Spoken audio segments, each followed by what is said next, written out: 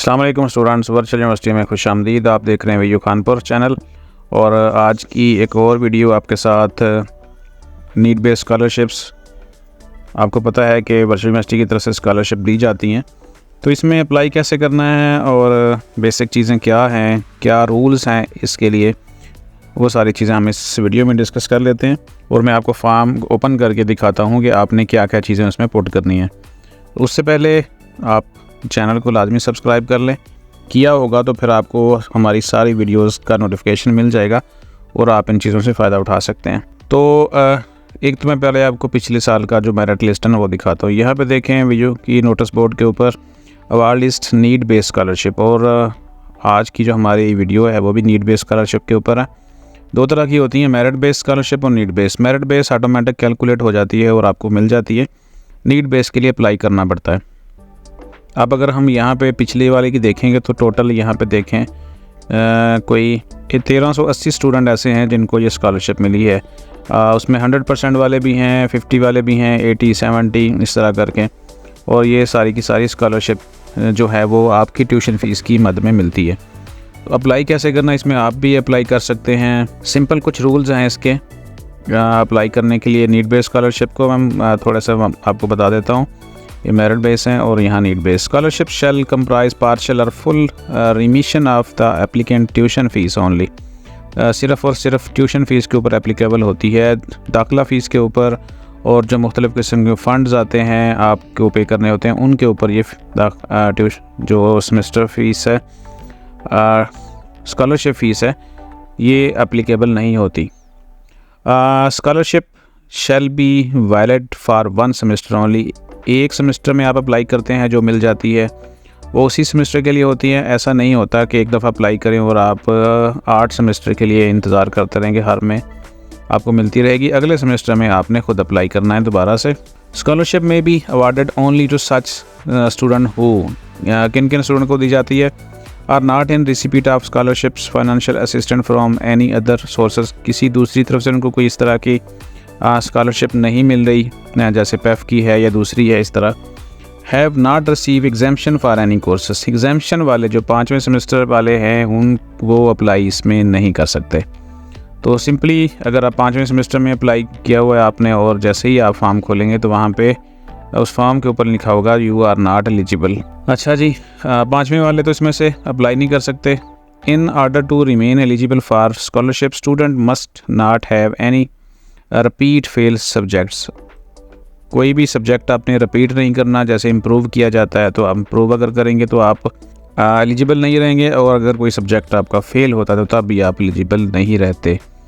और अगर आपका CGP 2.50 से नीचे जाता है तो फिर भी आप एलिजिबल नहीं रहते।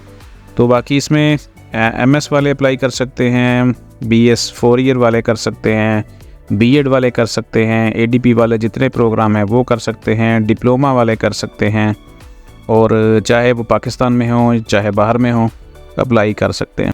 अब आ जाएं ज़रा आगे। तीसरा point, student whose scholarship has been terminated vide. किन की जो स्कॉलरशिप है टर्मिनेट कर दी जाएगी अबव। एक तो क्राइटेरिया नंबर ये है कि दोनों में अगर किसी भी कोई मसला होता है तो फिर वो नहीं होगा। अच्छा, इसमें ये दूसरा पॉइंट अगर लाजमी देख लें, the student is convicted in any unfair means. अगर को आप नकल करते हुए पकड़े गए एग्ज़ाम्स में, इस तरह का कोई मसला हुआ तो फिर भी आपकी स्कॉलरशिप ख़त्म हो जाएगी। बाकी आप इस को पढ़ लीजिएगा। Student who have obtain at least 60% marks और मिनिमम CGPA 2.5 आउट ऑफ 4। तो ये क्राइटेरिया है आपकी CGPA का, और आपने कोई सब्जेक्ट फ़ेल ना किया हो, और आपने कोई सब्जेक्ट इम्प्रूव ना किया हो, और आपने कोई जो स्कीम ऑफ स्टडी है उसको आपने डिस्टर्ब ना किया हो। स्कीम ऑफ स्टडी से मुराद यह है कि आपने हर सेमेस्टर में जो सब्जेक्ट हैं आप उनको एक सीक्वेंस से लेते जा रहे हैं। पहले वाले में पहले लिए, फिर दूसरे वाले ले लिए, फिर तीसरे वाले ले लिए। ऐसा नहीं कि जब आप दूसरे सेमेस्टर में आए तो फिर आपने कुछ दूसरे के उठा लिए, कुछ तीसरे के उठा लिए, जैसे स्टूडेंट करते हैं कि आसान ले लेते हैं और फिर मुश्किल छोड़ते जाते हैं कि चले बाद में कर लेंगे। तो इसी सूरत में भी आपकी जो नीड बेस्ड स्कॉलरशिप है वो टर्मिनेट हो जाएगी और आप अप्लाई नहीं कर पाएंगे। सीधी बात है। अगर तो आप एलिजिबल हुए तो फॉर्म के ऊपर आपका फॉर्म ओपन हो जाएगा, अगर ना हुए तो फिर फॉर्म आपका वहाँ पे लिखा हुआ आएगा कि यू आर नॉट एलिजिबल। चलें फॉर्म खोलते हैं। LMS ओपन करना है और आपने फिर बिल्कुल नीचे जाना है स्टूडेंट सर्विस में। स्टूडेंट सर्विस जैसे ही ओपन करेंगे आपको अकाउंट सेक्शन के अंदर यहाँ पे नीड बेस्ड स्कॉलरशिप का फॉर्म मिल जाता है। और मैं आपको बता दूं कि ये जो नीड बेस्ड स्कॉलरशिप है आप अप्लाई कर सकते हैं इसके ऊपर 10 अप्रैल तक। Need based scholarship please apply at your earliest, the last date for apply need based scholarship is April 10, 2024। नीचे उन्होंने ये प्रोसीजर भी दिया हुआ है, ठीक है। तो ये प्रोसीजर मैं अब आपको बता देता हूँ। चलें फॉर्म ओपन है हमारे पास। तो हमने होम बेस के ऊपर जैसे LMS ओपन किया तो हम उस वक्त होम बेस के ऊपर थे, फिर हमने स्टूडेंट सर्विस में जाके दोबारा से मैं रिपीट कर देता हूँ, स्टूडेंट सर्विस को क्लिक किया और उसके बाद हम अकाउंट सेक्शन में आके नीड बेस्ड स्कॉलरशिप में आ गए। ये है फॉर्म। अगर आप एलिजिबल हुए तो फिर आपका फॉर्म ओपन हो जाएगा। अब यहाँ पे 2 तरह के स्टूडेंट होते हैं, कुछ को फैमिली सपोर्ट कर रही होती है, यानी वो पेरेंट्स के खर्चे पे पढ़ रहे हैं, और कुछ सेल्फ सपोर्टेड होते हैं, जॉब कर रहे हैं, खुद अपना भी खर्चा उठा रहे हैं, फैमिली का भी उठा रहे हैं और अपनी एजुकेशन भी कंप्लीट कर रहे हैं। तो जैसे ही आप इनको क्लिक करते हैं तो दो मुख्तलिफ़ तरह की चीज़ें ओपन हो जाती हैं। तो आप सेल्फ सपोर्टेड हैं तो फिर आपने यहाँ पे अपना CNI से लिखना है, और आप क्या करते हैं कि जॉब करते हैं और अदर में अगर कुछ और करते हैं तो फिर अब यहाँ पे शॉपकीपर है, कोई प्राइवेट जॉब है, कोई लेबर है, कुछ इस तरह की चीज़ें हैं वो आपने लिख देनी है।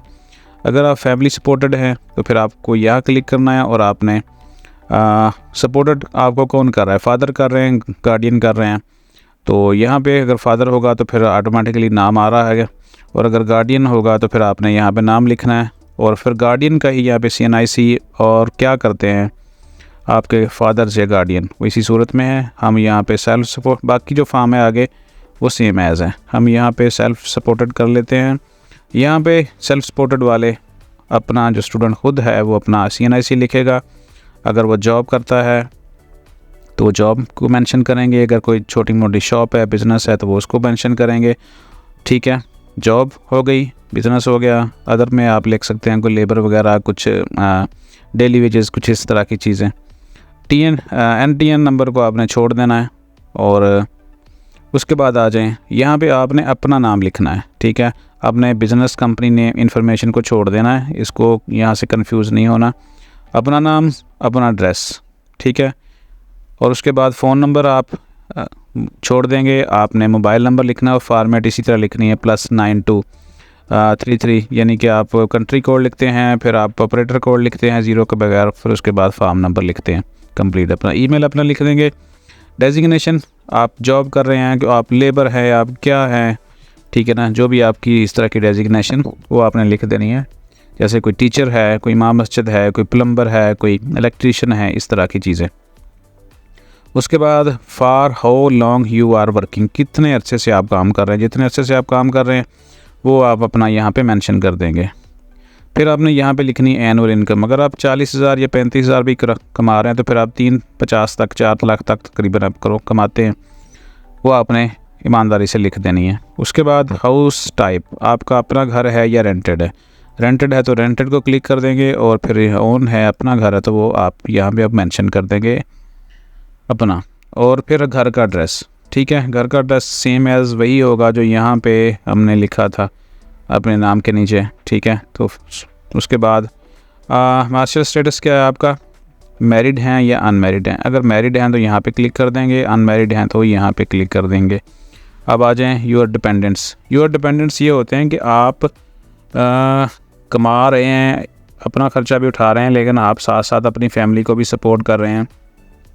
तो आपके ऊपर कितने ऐसे लोग हैं जो आपके ऊपर इन्हिसार कर रहे हैं। फ़र्ज़ करें हम यहाँ पे एक लिख दिया हमने यहाँ पे एक नाम, ठीक है जी। अब आप फर्स्ट ये स्टूडेंट 2 से 3 फैमिली मेम्बर को भी सपोर्ट कर रहा है, तो फिर वो यहाँ पे सारे मेंशन करने हैं। नाम लिख देंगे, ठीक है। रिलेशनशिप लिखेंगे क्या है, यानी जो एप्लीकेंट है उसके साथ क्या रिलेशन है। फिर एज क्या है उस पर्सन की, और स्टेटस क्या है, वो स्टडी कर रहा है, अर्निंग कर रहा है, नॉट एप्लीकेबल है। तो और अगर वो जैसे बच्चे होते हैं वो पढ़ रहे हैं तो फिर उनकी फ़ीसेस भी आप माहाना लिखेंगे। अगर वाइफ हैं तो फिर आप उनको 0 कर देंगे यहाँ पे।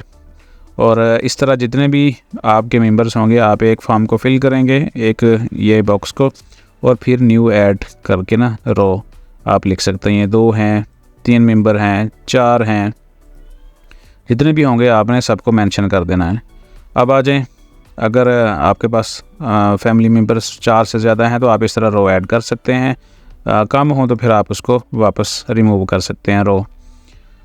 एनुअल एक्सपेंडिचर, अब आ जाएं, ये अंदाज़ा होता है कि जितनी आमदनी है उससे ज़्यादा ही लोगों का खर्चे हो रहे हैं आजकल जैसे चल रहा है। आपने यहाँ पे यूटिलिटीज़ के ऊपर बेसिक जो यूटिलिटीज़ होते हैं, बिल वगैरह आपके बिजली के कितना लगाते हैं फ़र्ज़ करें, अब आपने वहाँ लिख देना है। एजुकेशन के ऊपर आप बच्चों के कैलकुलेट कर लें कितना खर्चा आ रहा है। आप अगर स्टूडेंट को खुद भी पढ़ रहा है और बच्चे को भी पढ़ा रहा है तो उनकी कैलकुलेट करके आप यहाँ पे लिख सकते हैं। लिविंग के ऊपर, खाने पीने के ऊपर कितना खर्चा आ रहा है, अगर कोई लोन वगैरह लिया है तो वो, और अदर ये देख लें कि जो आपने यहाँ पे इनकम लिखी होगी, ऊपर हमने एक जगह पे इनकम लिखी थी कि एनुअल इनकम, अगर हमने 4 लाख लिखी है तो यहाँ पे वो 4 लाख डिवाइड करके आप लिख देंगे। उसके बाद आपने क्या करना है, load scan copy of electricity bill. आपका जो घर का बिजली का बिल है वो आपने पहले से अपने पास रख लेना है, और वो आप रखे लेंगे जैसे मैंने यहाँ पे रखा है PDF फाइल में, ठीक है। ये बिजली का बिल होगा, ये आपने अपलोड करना है, और उसके बाद आ जाइए वापस। और अपलोड करने के बाद ये हो सकता है कि वो आपको JPG फाइल मांगे या आपसे कोई मांगे, अगर हम इसको, ठीक है, तो आप ऑनलाइन इसको फाइल को कन्वर्ट भी कर सकते हैं। JPG होती है कि जो मोबाइल से तस्वीर बनाई हुई है, और ठीक है, ये आप समझ लेंगे कि आपने कौन सी फ़ाइल अपलोड करनी है। अब आ जाएँ, जो आपने बिल अपलोड किया है उसकी सारी डिटेल आपने लिखनी है, पूरे 12 महीनों के बिल। अगर हम यहाँ पे बिल एक ओपन कर लें तो करंट बिल कौन सा होता है, जो इस वक्त आया हुआ है, ठीक है।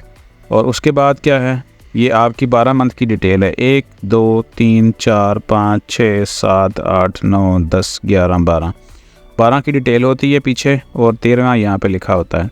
आपने जो करंट मंथ का वो यहाँ पे लिख देना है, जिस महीने का है, कौन सा साल है और कितना बिल है, ठीक है। उसके बाद फिर आपने डिटेल के साथ अगली पूरी अपने बिजली के बिल के मुताबिक यहाँ से शुरू कर लेना है। मार्च 23, मार्च, अप्रैल, मई, जून, इस तरह करते करते आपने ये सारे ध्यान से फिल कर देने हैं, और कोई भी जो इसमें बॉक्स है वो खाली नहीं रहना चाहिए। All the above fields are mandatory. The months in which any bill payments is not made please fill in with zero. अब उसका तो होता है ना कि आप किसी महीने में बिल पे नहीं करते तो वो अगले महीने में पे करते हैं, तो फिर आपने वहाँ पे ज़ीरो लिख देना है। यहाँ पे जो बिल है वो सारे के सारे पे किए गए हैं। अच्छा जी, अब आ जाएँ अगले फॉर्म, अगले की तरफ। आर यू रिसीविंग स्कॉलरशिप, ये आपने नो ही करना है, क्योंकि अगर आपको मिल रही है कोई स्कॉलरशिप तो फिर आप एलिजिबल नहीं होंगे। और उसके बाद अगर येस करेंगे तो सोर्स वगैरह भी लिख देंगे, नो कर दिया तो ये फिल करने की ज़रूरत नहीं है। अब आ जाएँ रेफरेंस, आपने 2 रेफरेंस लिखने हैं, ऐसे 2 लोगों के नाम जिनको आप जानते हैं, और अगर उनसे वेरीफाई किया जाए आपके बारे में तो वो आपके बारे में सही इन्फॉर्मेशन दे सकें जो आपने यहाँ पे लिखी है। नाम लिखेंगे आप, फिर उसके बाद रिलेशनशिप लिखेंगे। यहाँ पे कोई भी हो सकता है, जितने यहाँ पे मेंशन है वो आपके चचा हो सकते हैं, आंटी हो सकते हैं, नीफ्यू हो सकता है, नीस है, कज़न है, रिलेटिव, फ्रेंड्स, फादर फ्रेंड्स, बहुत सारे ऑप्शन हैं। जो भी आप किसी का नाम लिखें, जो भी आपके साथ रिश्ता है, रिलेशन है, वो यहाँ पे लिख देंगे। और यहाँ पे उन्होंने लिखा है please do not refer A close family member, father, mother, sister, brother, यानी अपने घर के जो बच्चे हैं, आप बहन भाई हैं, वाइफ हैं, उनके आपने यहाँ पे नहीं लिखना। अदरवाइज़ वो कहता है कि कंसिडर नीड बेस्ड स्कॉलरशिप के लिए आप एलिजिबल नहीं रहेंगे। अब वो क्या करता है जी, नेम जिसका लिखा, फिर आपने डेजिग्नेशन में वो टीचर है, वो लेबर है, वो क्या है, ठीक है, वो पर्सन, उसका डेजिग्नेशन लिख देना है। फिर आपने यहाँ पे उसका CNIC लिखेंगे, उसका एड्रेस लिख देंगे, घर का पता, टेलीफोन को छोड़ देंगे, फ़ोन नंबर उसका लिखेंगे सेम है जैसे आपने अपना लिखा, और ईमेल अगर हो तो वो आप लिख सकते हैं, नहीं हो तो ना लिखें। उसके बाद सेम एज़ दूसरा एक पर्सन आपने लिखना है, उसका भी सेम डाटा यहाँ पे आपने अपलोड कर देना है। और फिर उसके बाद आपने यहाँ पे कमेंट्स लिखने हैं, why should you be consider for the grant of need for scholarships, please reply in 250 characters or less. वो कहते हैं कि 250 या इससे कम लफ्ज़ों में आप कैरेक्टर्स में आप हमें ये बताएं कि आपको स्कॉलरशिप क्यों मिलनी चाहिए। तो आपने सही तरह से एक अपना केस बता देना है कि भई हमें ज़रूरत है इस वजह से, तो आप यहाँ पे मेंशन करेंगे। और फिर क्या होगा, note, university reserve the right to cancel any all scholarship without mentioning the reason. यही तो होता ही है कि यूनिवर्सिटी के पास राइट है, वो कैंसिल कर सकती है किसी की। और उसके बाद आपने इस एप्लीकेशन को सबमिट कर देना। इस दौरान अगर कोई डॉक्यूमेंट्स या कोई एंट्री मिसिंग हुई तो फिर वहाँ पे रेड शो हो जाता है। जैसे हम करके देखते हैं, यहाँ पे देखें कि हर जो फील्ड्स ज़रूरी थे वो यहाँ पे वो रेड हो गए हैं। ठीक है, यहाँ देखें, तो ये जितने भी रेड वाले फील्ड्स हैं ये आपने हर हाल में फ़िल करने हैं। आप करते जाते हैं, अगर कोई बीच में रह जाता तो फिर जैसे ही सबमिट के ऊपर क्लिक करेंगे वो इस तरह हाईलाइट हो जाता है। तो इस तरह ये फॉर्म आपने फ़िल कर लेना, और जैसे ये फॉर्म फिल होगा वो चला जाता है कैंपस मैनेजमेंट के पास, यानी जिस कैंपस से आप कर रहे हैं। ठीक है, तो वो फिर आपको रिकमेंडेशन कर देते हैं आगे। हमारे पास एप्लीकेशंस आती हैं, मैं खुद उनको रिकमेंड करता हूँ, और उसमें लोगों के नाम आ भी जाते हैं। फ़र्ज़ करें हम जिसका अभी ये हम चेक कर रहे हैं स्टूडेंट का, मैं आपको फॉर्म दिखा रहा हूँ, इसको पिछली हम अगर हम मेरिट बेस लिस्ट जो है नीड बेस वाली उसमें चेक करें तो फिर आप देखेंगे कि इसका नाम पिछली दफ़ा भी आ चुका है 50% स्कॉलरशिप के लिए। तो इसी तरह आपने अपना फॉर्म फिल कर लेना है और उसके बाद देख लेना है कि कोई फील्ड खाली ना हो, क्योंकि कोई फील्ड खाली होगा तो वो सबमिट ही नहीं होगा। तो इसमें कुछ ऐसी चीज़ें नहीं हैं जो मुश्किल हों डाटा प्रोवाइड करना, आसानी के साथ सारी चीज़ें प्रोवाइड हो जाती हैं, लिखी भी जा सकती हैं। तो इस तरह फॉर्म फिल कर दें और उम्मीद रखें कि आपकी स्कॉलरशिप लाजमी लग जाए। तो मिलते हैं इंशाल्लाह नेक्स्ट वीडियो में। और जाते जाते वही कि भाई अगर बगैर देखे हुए सब्सक्राइब कर रहे हैं तो सब्सक्राइब कर लें, ताकि इस तरह वीडियो हमने तो बनाते रहना है लेकिन आपके पास नहीं पहुंचेंगी। और अगर आप चाह रहे हैं कि पहुंचती रहें तो फिर सब्सक्राइब कर लें और बेल आइकॉन को भी साथ प्रेस कर दें, आल के ऊपर क्लिक करके। मिलते हैं इंशाल्लाह नेक्स्ट वीडियो में। अपना ख्याल रखिएगा। अल्लाह हाफिज़।